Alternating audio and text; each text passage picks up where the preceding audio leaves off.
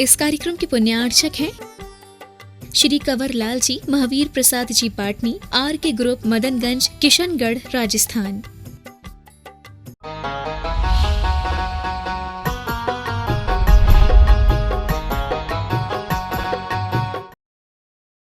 आज के इस महामारी के दौर में जहाँ चारों ओर अनिश्चितता का माहौल है, वहाँ हमारे मन में अनेकों प्रश्न उठते हैं जो हम ना तो किसी से पूछ पाते हैं और ना ही उनका कोई उत्तर मिल पाता है। कोरोना की महामारी एवं त्रासदी से उत्पन्न मानव जाति की उभरी अनेक समस्याएं और उन सब का एक समाधान, आइए सुनते हैं आरम श्री के मुख से और अपने ज्ञान को अनुभूति में लाने का प्रयास करते हैं। नमोस्तु महाराज श्री, आपने पिछले दिनों में कहा कि हमें इस विपत्ति के समय में अपनी विल पावर को स्ट्रॉन्ग बनाए रखना है, इससे हमें पॉजिटिव रहने में मदद मिलेगी। मेरा सवाल है कि महाराज श्री, हम अपनी विल पावर को स्ट्रॉन्ग कैसे बनाएं? ओम अरहम नमः। बड़ा अच्छा प्रश्न है आपका कि आपने कम से कम इतना तो ध्यान रखा है कि हमें पॉजिटिव कैसे रहना चाहिए। और जब आपने अपने मन में विचार किया होगा कि मैं पॉजिटिव रहने के लिए प्रैक्टिस करूं, तो फिर आपने फोकस किया होगा कि मुझे विल पावर स्ट्रॉन्ग करने के लिए कहा गया है, तो मैं अपनी विल पावर को कैसे स्ट्रॉन्ग करूं। बड़ी अच्छी बात है कि हमें अपनी विल पावर को स्ट्रॉन्ग करने के लिए भी कुछ सीखना चाहिए। और विल पावर, आप देख रहे हैं कि जो विल होती है ये सबके अंदर होती है, लेकिन इसमें हम दो चीज़ें इसके आगे जोड़ें। एक गुड विल होती है और एक इल विल होती है। आपको पॉजिटिव रहना है तो आपको गुड विल के साथ में रहना पड़ेगा। कोई भी पदार्थ होता है, कोई भी द्रव्य होता है, किसी भी तरह की कोई भी शक्तियाँ होती हैं, अगर वो किसी भी अदर फॉरेन नेगेटिव शक्तियों से अगर वो हत नहीं होती हैं, आहत नहीं होती हैं, तो उनकी वह नेचुरल जो पावर है वो हमेशा बनी रहती है। यही तो हमारी आत्मा के साथ होता है, यही हमारे मन के साथ होता है कि हम अपने अंदर जो पुराने संस्कार डाले रखते हैं, उन पुराने संस्कारों के कारण से हमारी जो नेचुरल पावर है वो कभी भी गुड विल के रूप में नहीं आ पाती है। और जब तक हमारे अंदर वह गुड विल नहीं आएगी तब तक हमारी नेचुरल पावर कभी जनरेट नहीं होगी। तो सबसे बड़ी चीज है कि हम पहले समझें कि what is good will and what is ill will. तो गुड विल मीन्स ऐसी नेचुरल चीजें जो हमारे अंदर भी एक पावर जनरेट करें, और उस पावर का अगर कोई दूसरा यूज करे, उसको भी उसका इन्फ्लुएंस दिखाई दे, तो वह भी अपने अंदर एक पावर के रूप में ही उसको देखे। क्योंकि ये भी एक यूनिवर्सल लॉ है कि हम जैसी चीजें जनरेट करेंगे, लोग उससे उसी तरीके से प्रभावित होंगे। तो सबसे बड़ी चीज है कि हमारे अंदर अगर गुड विल अच्छी होगी, गुडविल समझ रहे हो, वो गुडविल की बात नहीं कर रहा हूँ जो लोग अपनी गुडविल बनाते रहते हैं। गुडविल का मतलब है अपने अंदर पहले अच्छी इच्छाएं पहले अच्छी बनाओ। अच्छी इच्छाओं को पहले अपने अंदर एक विश्वास के साथ लाओ कि हमें किस विषय में अपनी विल पावर बढ़ानी है। आप कहोगे कि मुझे किसी का मर्डर करना है, ये भी विल पावर से होता है। तो ये हम आपको विल पावर करना नहीं सिखाएंगे कि आपको कैसे विल पावर स्ट्रॉन्ग करनी है। विल पावर का मतलब है पहले आप अपनी गुड विल बढ़ाओ। गुडविल जितनी जितनी बढ़ेगी, आपके भीतर की अपनी पावर खुद जनरेट होगी। क्योंकि जिस तरह से आपने देखा होगा कि कोई बैटरी होती है, उस बैटरी के ऊपर किसी भी तरीके का कोई दूसरा फॉरेन मैटर आ जाता है, तो बैटरी को का जो अपना उससे जनरेट होने की, करंट जनरेट होने की जो उसकी अपनी पोटेंसी होती है, वो अपने आप डिम हो जाती है। उसको जैसे ही हम हटा देते हैं, उसको खरोंच देते हैं, उसके ऊपर आया हुआ कोई भी जो डस्ट आदि कुछ भी चीजें हैं उसको हम हटा देते हैं, तो उसके अंदर जो अपनी पावर रहती है वो खुद अपने अंदर आने लग जाती है। तो गुड विल का मतलब होता है पहले अपनी नेचुरल विल को समझें। जब हम अपनी नेचुरल विल को समझेंगे तो हमारे अंदर वही चीज पावर बन जाएगी। पावर कोई अलग चीज नहीं होती है। आपके अंदर हमेशा दो चीजें चलती हैं। अगर आप कभी सोच भी लो मुझे बहुत अच्छा बनना है, मुझे कोई अच्छा डॉक्टर बनना है, मुझे कोई अच्छा आदमी बनना है, मुझे कोई अच्छा काम करके दिखाना है, मुझे कुछ अच्छा जीवन में करना है, आप सोच तो लेते हो। आप सोचते हो कि हमने अपने अंदर गुडविल पैदा कर ली, लेकिन ये इतना ही पर्याप्त नहीं होता है। उस गुडविल के साथ में आपके अंदर जो इल विल के प्रति जो बिलीफ रहता है वो नहीं कम होता है, इसलिए आपकी गुडविल आपके अंदर विल पावर जनरेट नहीं कर पाती है। तो अब आप इस चीज को समझें कि गुडविल और इल विल ये डिपेंड करती हैं हमारे बिलीफ पर, कि हम अपनी गुडविल पर कितना बिलीव कर रहे हैं और हम अपनी इल विल पर कितना बिलीव कर रहे हैं। फॉर एग्जाम्पल, आपने सोचा कि मैं एक डॉक्टर बनना चाहता हूं। तुरंत ही आपके मन में विचार आया कि अगर मैं डॉक्टर बनना चाहता हूं, लेकिन जैसे ही मैं अपने माता पिता से कहूंगा मैं डॉक्टर बनना चाहता हूं, मेरे ऊपर हंसेंगे, ये और डॉक्टर। तो आपके अंदर ये जो इल विल है, ये आपको डॉक्टर बनने से रोकती है, क्योंकि आपका विश्वास किस ओर है। आप ये देखें, विल पावर उससे बढ़ेगी जिस तरीके की आपकी विल होगी।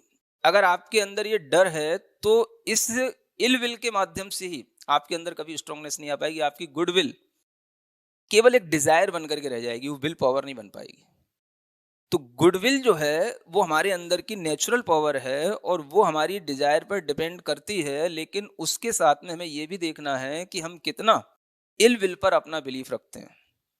और ये इल विल हल्के अंदर होती है। आपसे कहा जाए बहुत हेल्दी रहना चाहिए, हमेशा अपने आप को स्वस्थ रखना चाहिए, आपके मन में आ गया, आपने कहा कि हाँ मुझे स्वस्थ रहना चाहिए, मैं स्वस्थ रहना चाहता हूँ, चाहती हूँ, ठीक है। अब आपके अंदर ये एक डिजायर पैदा हुई, विल पावर नहीं हुई। अब ये विल पावर किस तरह से आपके लिए नहीं बन पाती है, तो जैसे ही आपने सोचा मैं हेल्दी होना चाहता हूं, है ना, I want to become a healthy man, लेकिन मैं जंक फूड खाना रेगुलर बेस पे छोड़ नहीं सकता, मैं फास्ट फूड खाना छोड़ नहीं सकता, तो आप कैसे हेल्दी हो जाएंगे। आपके अंदर ये भी अपने आप एक इलविल पैदा हो रही है कि मैं ये नहीं कर सकता, और ये भी चाहते हो कि मुझे ये भी मिल जाए। तो इसी कारण से विल पावर बढ़ नहीं पाती है।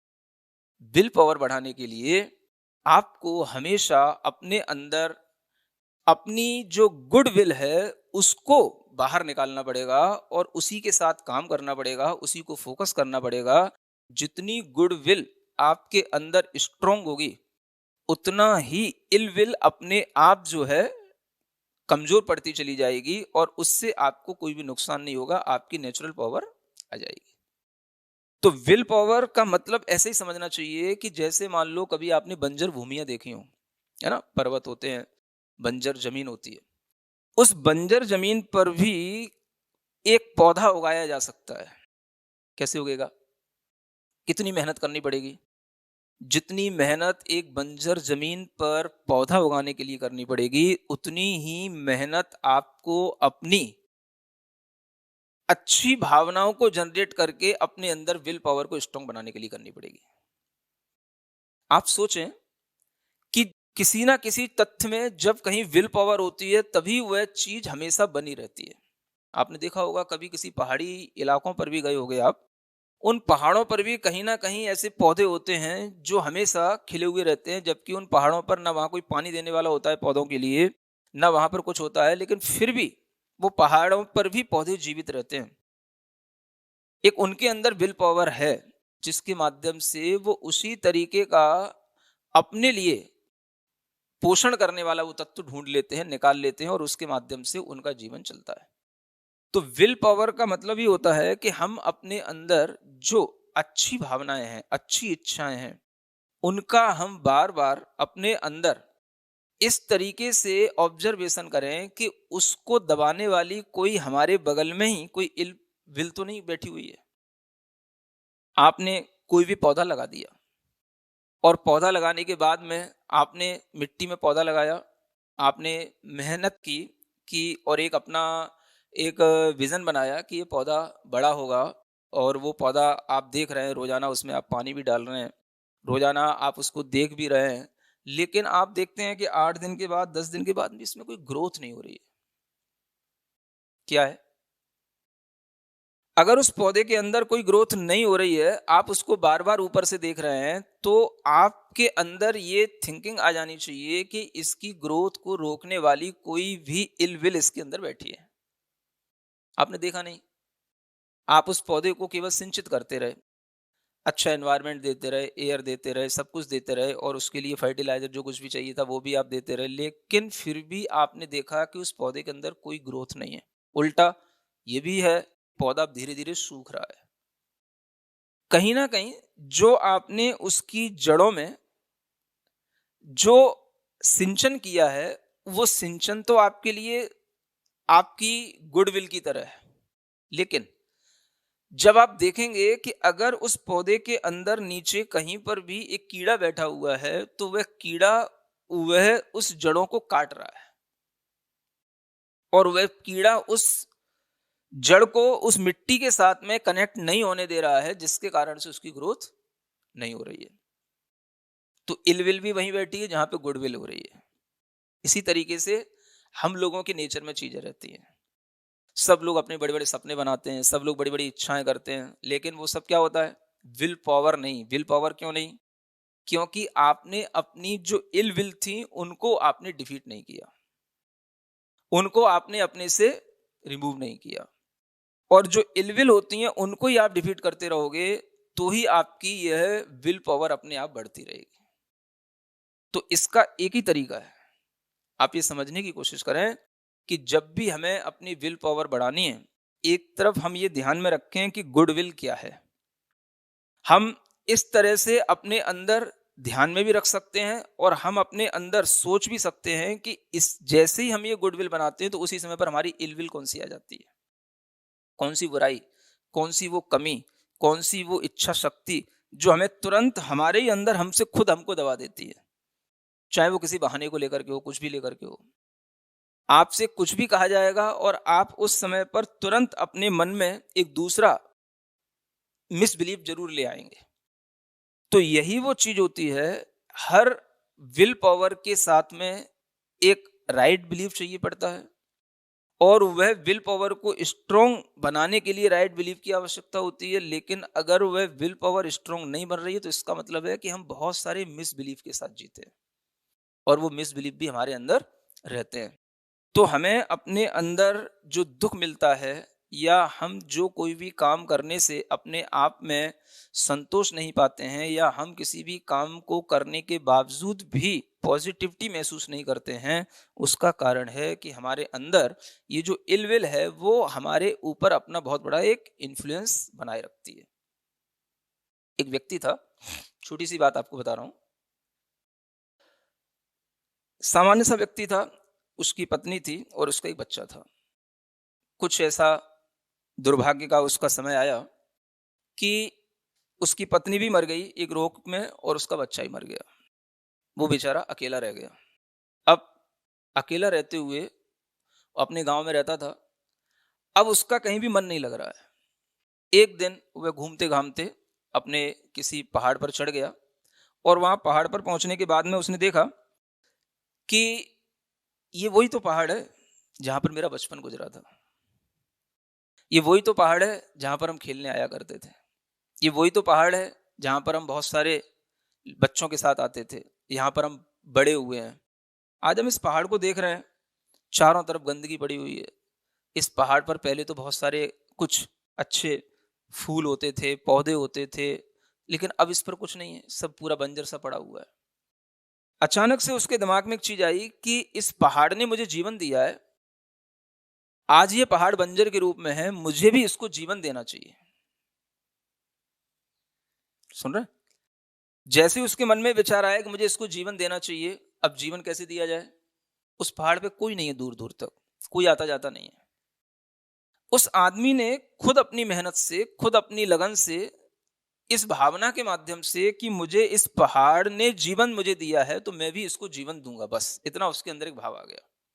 और उसने वहां पहाड़ों पे जो भी कचरा पड़ा था वो सब अलग किया, जो भी इधर उधर की चीजें पड़ी थी, पत्तियां, फूल, ये सब जो भी तरह तरह का एक तरह से गंदगी पड़ी थी, सब अलग किया। और उसने जो कहीं कहीं पर जो बीज पड़े थे उन्हीं बीजों को वहीं की मिट्टी में मिला मिला करके उसने बीज का वपन किया, क्यारियां बनाई और उसने मेहनत की। ये एक रियल घटना है महाराष्ट्र के किसी गांव की, और उसका ये परिणाम निकला कि उसने 25 साल की मेहनत में कई लाखों वृक्ष उस पर्वत के ऊपर खड़े कर दिए। अब आप समझें, इसको बोलते हैं विल पावर। कहां से आई? हमारे अंदर कोई पहले गुडविल तो पैदा हो। और गुडविल क्या है? अगर इसने मुझे जीवन दिया है तो मैं भी इसको जीवन दूंगा, दूंगा दूंगा यानी दूंगा। मैं भी कुछ करूंगा करूंगा करूंगा यानी करूंगा। अब उस दूंगा या करूंगा या होऊंगा इसके बीच में फिर कोई दूसरी चीज नहीं आनी चाहिए, और जो चीज आए उसे अपनी कमजोरी समझें और उस कमजोरी को हम जो है कट ऑफ करें।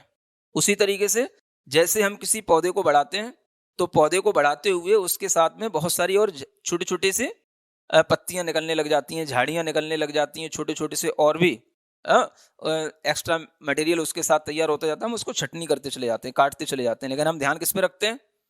जो पौधा मूल से जहां से निकल रहा है, जो उसका स्कंद है, जिस तरह से वो बड़ा होने के लिए आगे तैयार हो रहा है, उस पौधे की प्रोग्रेस पर हम ध्यान रखते हैं, और उसके सराउंडिंग में जो कुछ भी चीजें बनती चली जाती हैं उन्हें हम सब कट ऑफ करते चले जाते हैं। तो विल पावर ऐसे बढ़ती है। हमारे ऊपर क्या होता है कि हमने जैसे ही सोचा हम कुछ अच्छा बनना चाहते हैं, मान लो हम आईएएस बनना चाहते हैं या कोई डॉक्टर बनना चाहते हैं, इंजीनियर बनना चाहते हैं, हमने जैसे सोचा तुरंत हमारे साथ में अनेक तरीके की जानकारियां, अनेक तरीके के लोग, अनेक तरीके के डर, अनेक तरीके की नेगेटिविटी हमारे ऊपर ऐसी हावी हो जाती है कि हम एक दिन उम्मीदें बनाते हैं, दूसरे दिन हमारी उम्मीदें साफ। तो विल पावर बढ़ाने के लिए आपको बताया था कि अपना पहले विजन क्लियर होना चाहिए। समझा ना? Vision should be just like a glass. तो जब हमारा विजन क्लियर होगा तब हमारे अंदर जो गुडविल आएगी, वह गुडविल ही हमें हमारे अंदर एक नेचुरल पावर जनरेट करेगी। That is called my will power. Will power कहीं बाहर से नहीं आती है, ये वो चीज है जो हमें एक रेगुलर प्रैक्टिस से हमारे अंदर आती है, और रेगुलर प्रैक्टिस तो उसी ऑब्जेक्ट की प्राप्ति के लिए किया जाता है जिसके प्रति हमारे अंदर एक लगाव होता है। तो जब हम कुछ बनना चाहते हैं तो बन जाते हैं। हमारे लिए कोई भी चीजें मुश्किल नहीं होती हैं। विकलांग लोग भी बहुत बड़े बड़े नृत्यों में भी, नर्तकों में, नृत्यांगनाओं में उनका नाम आया है। समझ आ रहा है? विकलांग होकर के भी बड़े बड़े नृत्य कर रहे हैं लोगों ने। आप समझे कि कितनी बड़ी विल पावर है। लंगड़े लोग भी एवरेस्ट पर चढ़े हैं। इसको बोलते हैं विल पावर। जहां जो संभावनाएं नहीं है वहां वो संभावनाएं पूरी करके दिखाना। बंजर भूमि में भी पौधे उगाना, ये विल पावर से होता है। अभावों में भी सब तरह से संघर्ष करके आगे बढ़ना और एक अच्छा बिजनेस खड़ा करना, ये अपने आप में बहुत बड़ी विल पावर के साथ होता है। आप देखेंगे कि संसार में जो भी लोग बड़े बने हैं सब शून्य से थे, शून्य पर थे, और शून्य से ही शिखर की यात्रा सबने की है। तो विल पावर के माध्यम से होती है। वो विल पावर कहीं दूसरी जगह से नहीं आती है। वो हमारे अंदर एक विजन, दूसरा हमारे अंदर उस विजन के प्रति जो बिलीव वो स्ट्रॉन्ग, और उस स्ट्रॉन्ग बिलीव के साथ में की जाने वाली एक रेगुलर प्रैक्टिस जिसे हम बोलते हैं हार्ड वर्किंग, हमारी एक कठिन मेहनत, वो होनी चाहिए। और जब ये सब तीनों चीजें मिल जाएंगी तो आपके लिए कभी भी पॉजिटिविटी आपसे कभी दूर नहीं हो सकती। कोई भी नेगेटिव इमोशन थॉट आपके अंदर आएगा, वो आप अपने अंदर से उसको तुरंत फेंकेंगे, अलग करेंगे। जैसे कि समुद्र के पास में कोई भी कंकड़ आता है, कीचड़ आता है, कचड़ा आता है, वो उसको दूर फेंकता है। ठीक इसी तरीके से आपके अंदर भी इतनी पावर आ जाएगी उस समुद्र की तरह कि आपके पास में कोई भी कचड़ा आएगा आप उसको बाहर फेंकते रहेंगे, उसको आप अपने अंदर समाहित नहीं करेंगे। ये विल पावर स्ट्रॉन्ग करने का ये तरीका है। तो इसलिए आपको प्रैक्टिस करना है। किस चीज की? एक तो पहले अपना विजन क्लियर करने की, हमें करना क्या है। विल पावर बढ़ा करके हमें करना क्या है, कौन सा हमारा ऑब्जेक्ट है, क्या हमारा टारगेट है, किस लक्ष्य की प्राप्ति के लिए हम विल पावर बढ़ा रहे हैं, पहली चीज। दूसरी चीज, जब हम विल पावर बढ़ा करके मतलब अपना विजन बढ़ा करके बना करके जब हम आगे बढ़ेंगे तो फिर अब हमें सोचना है कि इस गुड विल को डाउन करने वाले या इसको वीक करने वाले कौन से ऐसे इल विल हैं जिन पर हमारे अंदर उनके प्रति मिसबिलीव बना हुआ है, हमें उसको हटाना है या उससे अपने आप को बचाना है। ये भीतर से आपको सोचना पड़ेगा। आपको इसकी परवाह नहीं करनी पड़ेगी। जब आप कोई अच्छा बनना चाहते हैं, लोग आपके ऊपर हंस सकते हैं, लोग आपके ऊपर कमेंट कर सकते हैं। समझ आ रहा है?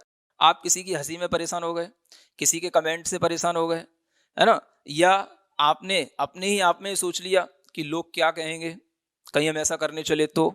ये सब आपके जो मिसबिलीव हैं, यही आपके अंदर की इलविल हैं और यही आपके अंदर की गुड विल नहीं बनने देती और इसी के कारण से आपकी विल पावर नहीं बन पाती। तो दूसरी चीज इससे बचा के रखना। और तीसरी चीज, जब आप इस तरीके से अपना अंदर जो विजन बना करके और अपनी गुड विल पर भी फोकस करेंगे, तो फिर आपको उसी को अचीव करने के लिए एक लॉन्ग टाइम के लिए अपने अंदर एक प्रैक्टिस करने का एक मादा रखना है कि मुझे बिना कठिन परिश्रम के कुछ भी हासिल नहीं होगा। हर चीज कठिन परिश्रम से ही हासिल होती है, तो हमें उसके लिए फिर लगातार मेहनत करनी होती है। तो जब हम इन 3 चीजों को करेंगे तो हमारी विल पावर जरूर स्ट्रांग होगी और इसी तरीके से आदमी जीता है और कुछ बनता है। तो हम चाहते हैं कि सभी लोग दुनिया में अपनी विल पावर बढ़ाएं, अपनी पॉजिटिविटी बनाए रखें, लेकिन उसके लिए अपनी गुड विल को अच्छा बना करके रखें और यही गुड विल आपके अंदर की गुड विल और बढ़ाती चली जाएगी। यानी वही आपको अनेक लोगों के द्वारा सम्मान प्राप्त कराएगी। इस तरह की good will say will power बढ़ाने का ये फॉर्मूला आपको हमेशा याद रखना है।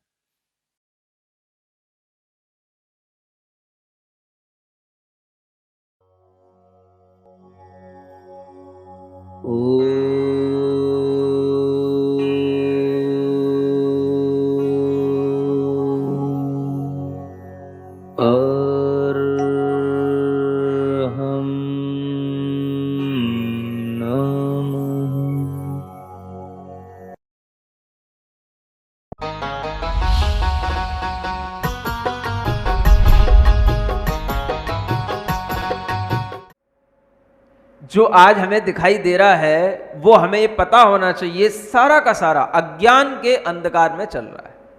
ज्ञान के प्रकाश में ये काम नहीं होते हैं। अच्छे लोग, अच्छे संत, अच्छे महापुरुष कभी भी इन चीजों में नहीं पड़े। आज की सोसाइटी में ये क्यों सिखाया जाता है, ये सब चीजें, ये क्यों चीजें फैशन बन रही हैं? कहीं ना कहीं हमारी सरकारें या पढ़े लिखे लोग अपनी पढ़े लिखे के नाम पर इस तरह के गलत आचरण को अपना स्टैंडर्ड बनाने की कोशिश कर रहे हैं कोशिश, लेकिन कोशिश में सफल नहीं है। आज भी अगर कोई भी व्यक्ति कहीं खुलेआम इस तरीके के कृत्य करते हुए दिखता है तो 100 में से 90 लोग उसको गलत ही कहेंगे। समझ आ रहा है?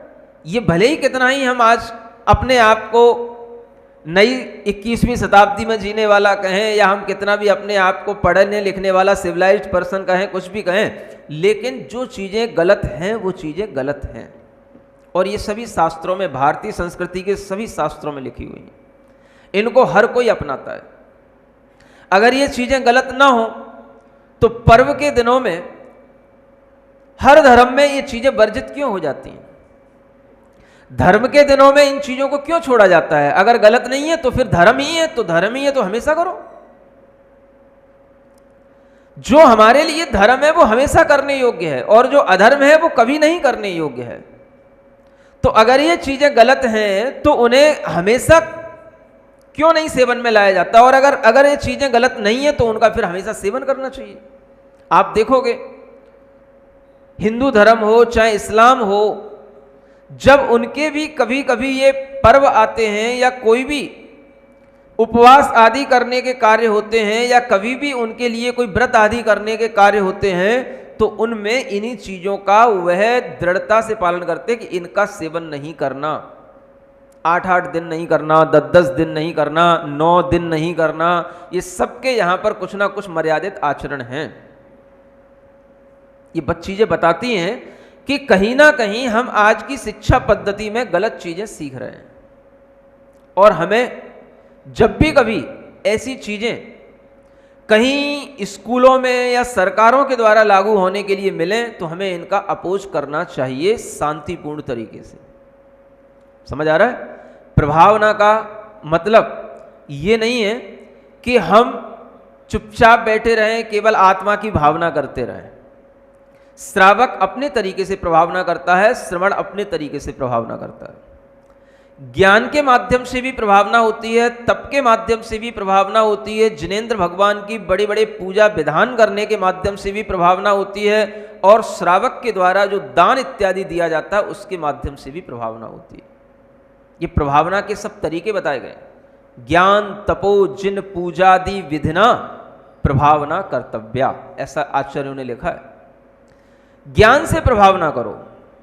अगर आपके पास में ज्ञान है तो उस ज्ञान से भी प्रभावना होती है। ज्ञान से भी प्रभावना श्रावक भी कर सकता है, श्रवण भी कर सकता है। ऐसे ऐसे विद्वान हुए हैं, अच्छे पढ़े लिखे लोग हुए हैं, जिन्होंने विदेशों में भी जैन धर्म की अच्छी प्रभावना की है। समझ आ रहा है? विदेशों में, यूएस में, यूके में इतना अच्छा अहिंसा का आचरण, अहिंसा की प्रभावना की है कि उन्होंने अपने समय पर इंग्लिश में अच्छे अच्छे किताबें लिखी और उनको विदेशों में अच्छी अच्छी जगहों पर सर्कुलेट किया, और वो खुद भी अच्छे लोग थे, बड़े बड़े वकील, और जिन्हें पहले एक तरह से मतलब अच्छे अच्छे पदों पर रहने वाले लोग कहा जाता था, उन लोगों ने इंग्लिश में भी धर्म की सिंपल लैंग्वेज में किताबें लिख करके उनको जब लोगों को दिया तो लोगों को पता पड़ा कि अहिंसा इसका नाम है। समझ आ रहा है? एक बैरिस्टर चंपत राय जी हुए हैं, की ऑफ नॉलेज, एक उन्होंने ग्रंथ लिखा है। इसके अलावा और भी उन्होंने ग्रंथ लिखे हैं इंग्लिश में, उस समय पर लिखे हुए उनकी किताबें हैं जो आज भी लोगों को पढ़ने लायक हैं, कि कैसे उन्होंने सब धर्मों का समावेश करके अहिंसा को सबसे ऊपर रखा और जैनत्व की बात कही। सब धर्मों का समावेश करके जहां पर जो अच्छी बातें उनको निकाला और जैनत्व की बात उन्होंने रख करके जब सबके सामने पहुंचाई, तो वो ग्रंथ लोगों को आज भी अच्छे लगते हैं।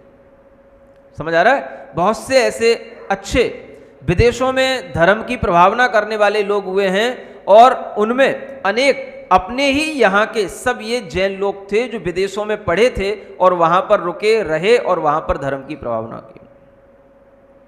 समझ आ रहा है?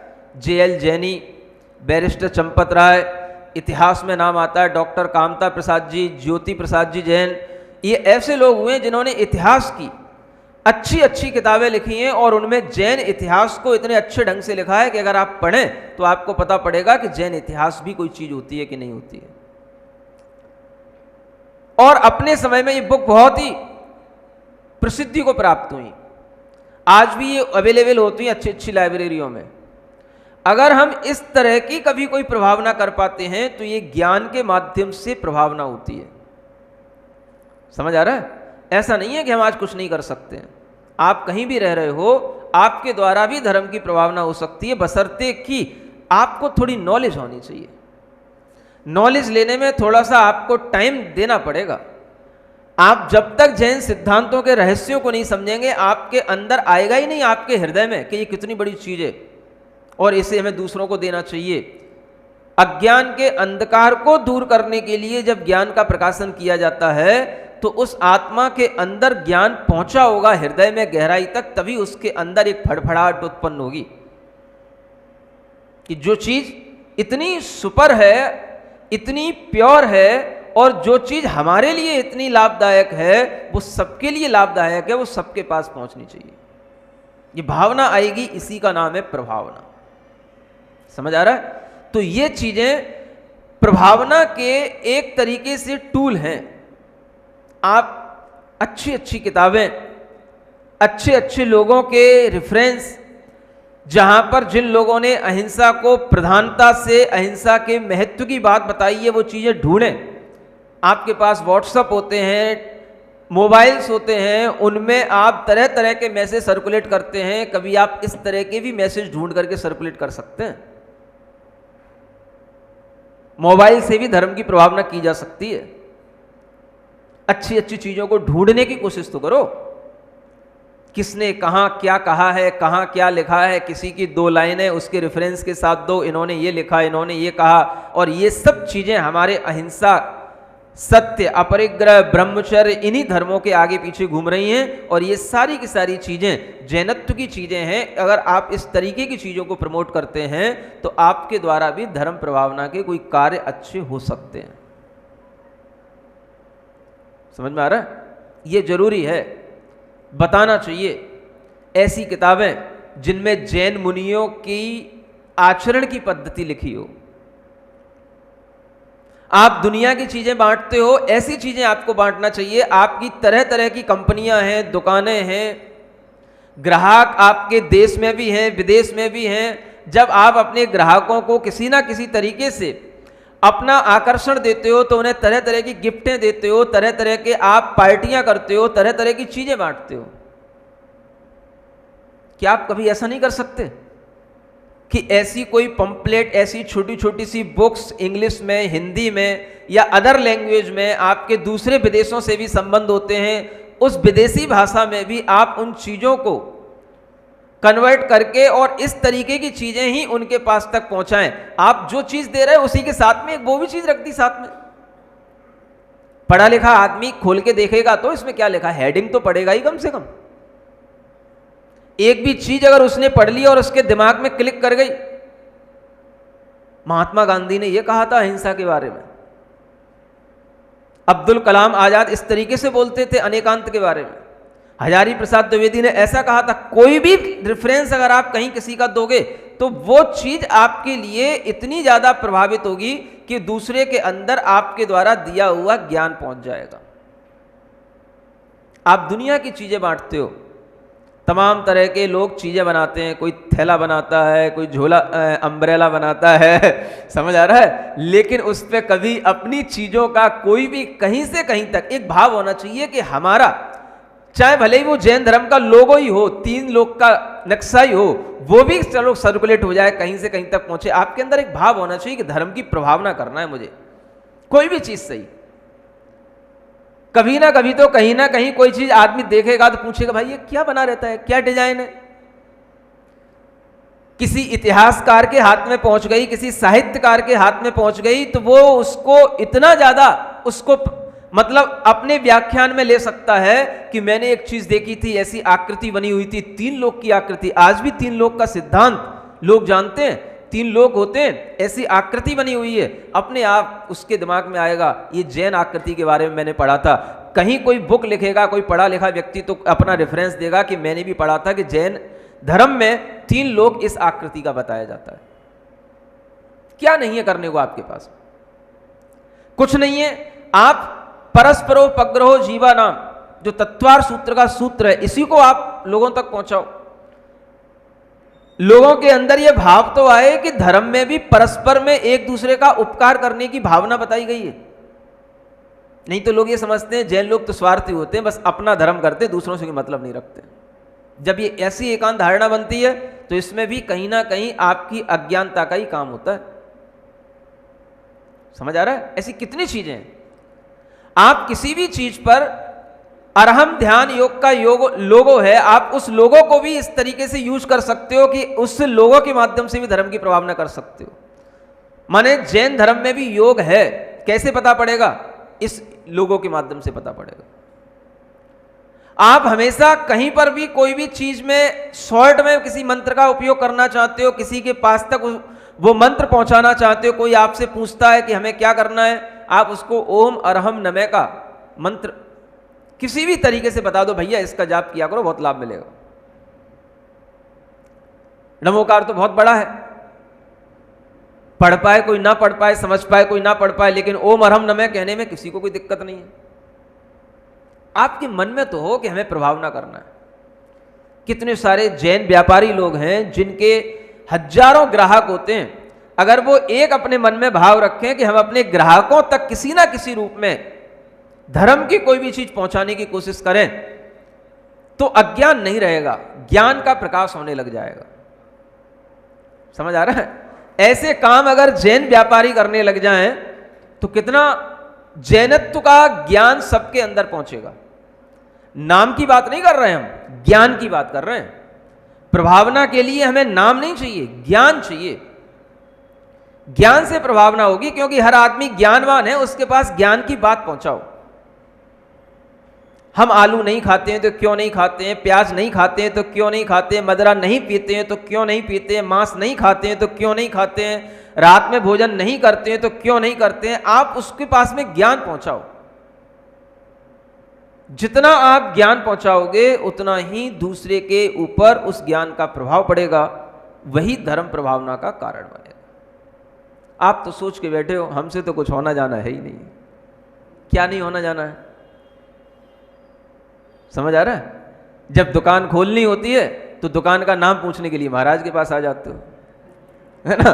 तो दुकान का नाम तो लिखवा देते हो, अरियंत गारमेंट्स के अरियंत हलवाई खाना कि सिद्ध हलवाई खाना, लेकिन उसमें कुछ ऐसा तो होना चाहिए, कोई ऐसा मार्का तो होना चाहिए, कोई ऐसी चीज तो होनी चाहिए कि जब कोई आदमी कोई चीज खरीद के ले जाए तो साथ में एक पंपलेट भी ले जाए, भाई ये भी ये ले जा।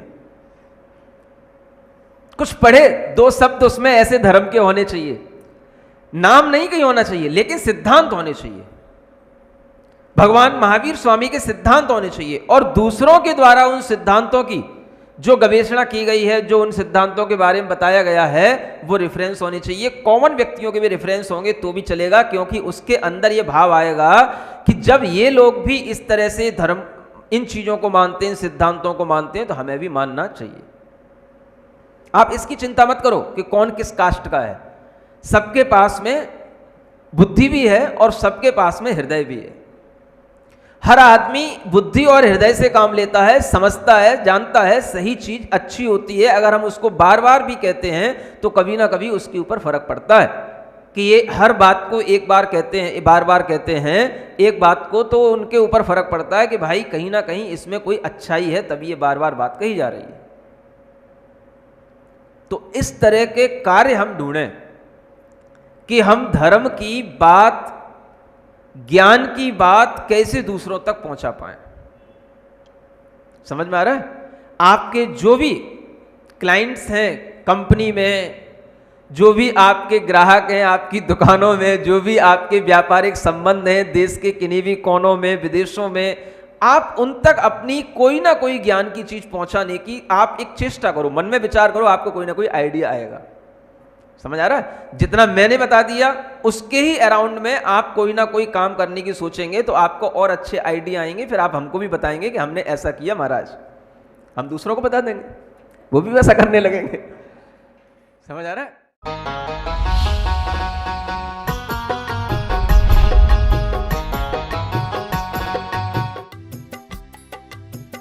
इस कार्यक्रम के पुण्यार्चक थे श्री कंवर लाल जी, महावीर प्रसाद जी पाटनी, आर के ग्रुप, मदनगंज, किशनगढ़, राजस्थान।